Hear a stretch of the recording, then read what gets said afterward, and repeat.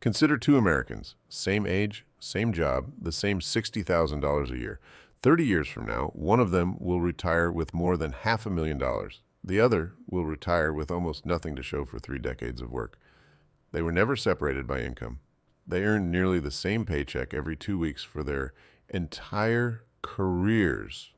They were separated by what they did on an ordinary Tuesday, over and over, without ever noticing it was happening.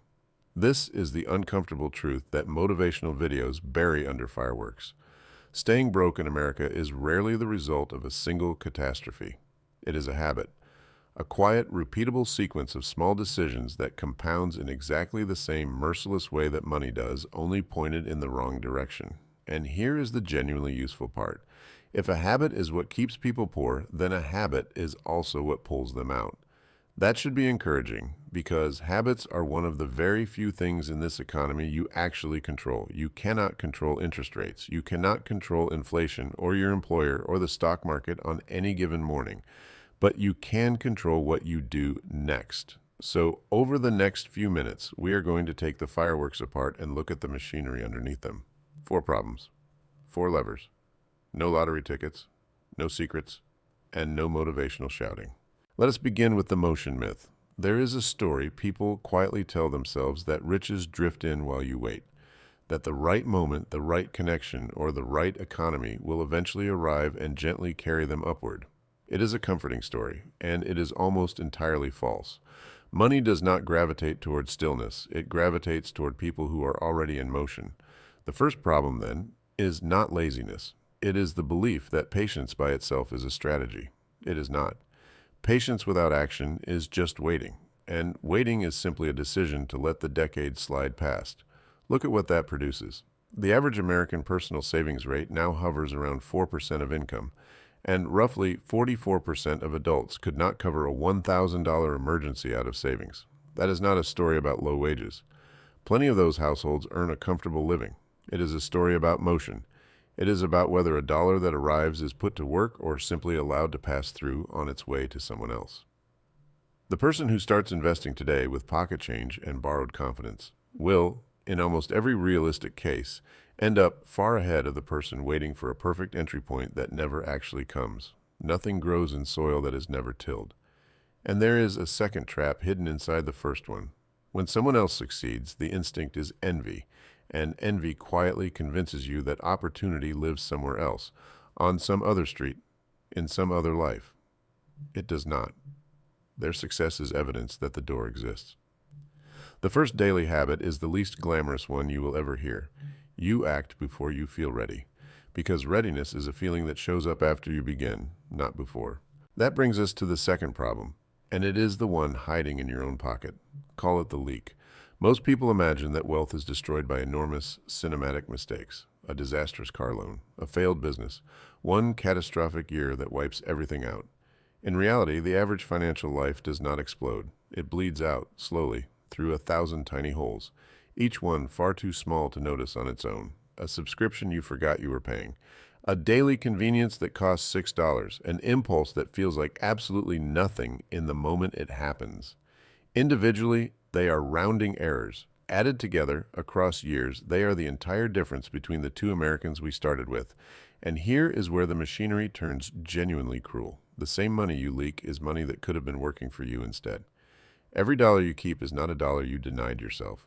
It is an employee you just hired, one that works around the clock while you sleep, and never once asks for a raise. Now flip the picture over. When that same money leaks onto a credit card instead of into savings, you are no longer standing still. You are actively moving backward, because the average credit card in America now charges somewhere around 24% interest. That is the compounding engine again, except this time it has been aimed directly at you, and it never sleeps either. This is why living below your means is not about deprivation, and it was never really about coffee. It is the unglamorous act of plugging the holes so that the dollars you worked for actually stay in the boat long enough to be sent somewhere that matters. Which is exactly where the third problem begins. Call it the compounding engine. And this is the part the motivational videos get right, even when they never once show you the math.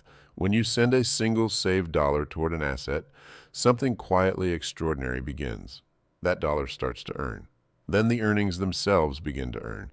And then the earnings on the earnings begin to earn in a chain that gets faster the longer you leave it alone. The American stock market, measured across its entire long history, has returned about 10% a year on average before inflation. Not every year, not smoothly, and not without terrifying crashes along the way, but relentlessly over decades. Now watch what that simple rate does to a boring habit. $10 a day, invested steadily into a low-cost index fund earning that historical average, grows into roughly $678,000 over 30 years. $10. That is the price of the leak from problem 2, quietly redirected into the engine of problem 3. This, and almost nothing else, is why our two Americans end up a fortune apart. It was never the salary. It was the direction the dollars were pointed. And here, the system, for once, is actually on your side. A Roth account lets that entire mountain of growth compound completely tax-free, and you are allowed to contribute up to $7,000 a year to one. Most Americans never touch that lever at all. The compounding engine asks nothing heroic of you. It does not require genius or timing or a single brilliant stock pick. It requires only that you feed it consistently and then that you find the patience to leave it completely alone while it works. Which brings us to the fourth and final problem, the one that quietly ties the other three together. Call it the system. Because here's the inconvenient truth about willpower that no motivational video will admit. It is deeply unreliable. It arrives strong and certain on the 1st of January, and it has usually vanished by the second week of February. Anyone building wealth on motivation alone is building a house on sand and hoping it does not rain.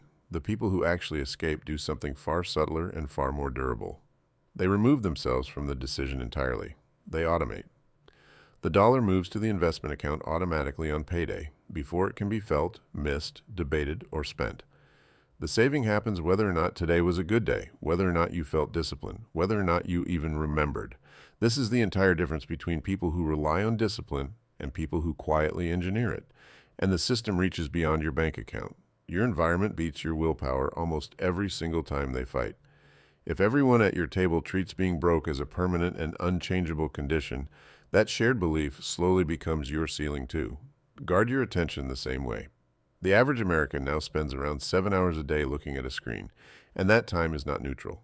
It is the raw material of an entire life, and it is being quietly spent whether you meant to spend it or not. Protect your credit as well, because a strong score silently lowers the cost of everything you will ever borrow for something that matters.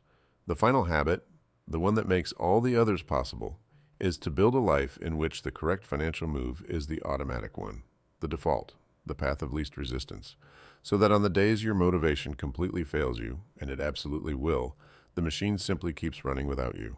So let us return one last time to our two Americans, same income, same starting line, and yet separated by more than $500,000 by the time they reach the finish. Nothing dramatic ever happened to either of them. There was no windfall, no disaster, no secret. One of them waited and leaked and leaned on willpower until it ran out. The other acted early, plugged the holes, fed the engine, and built a system that never once needed him to be a hero. That is the entire thing, stripped of its fireworks. It is not that staying poor is impossible. It is that staying poor, in the end, turns out to be nothing more than a set of habits, and so does every alternative to it. The economy will go on doing exactly what it does. Markets will rise and panic and rise again, and the headlines will insist every time that this is the one that finally matters. But the levers that actually shape your life sit far closer to you than any headline ever will. Understanding how they work is not a guarantee that you will be rich. It is something quieter and something better. It is control. And in a system this fundamentally indifferent to whether you win or lose, understanding money is your best defense.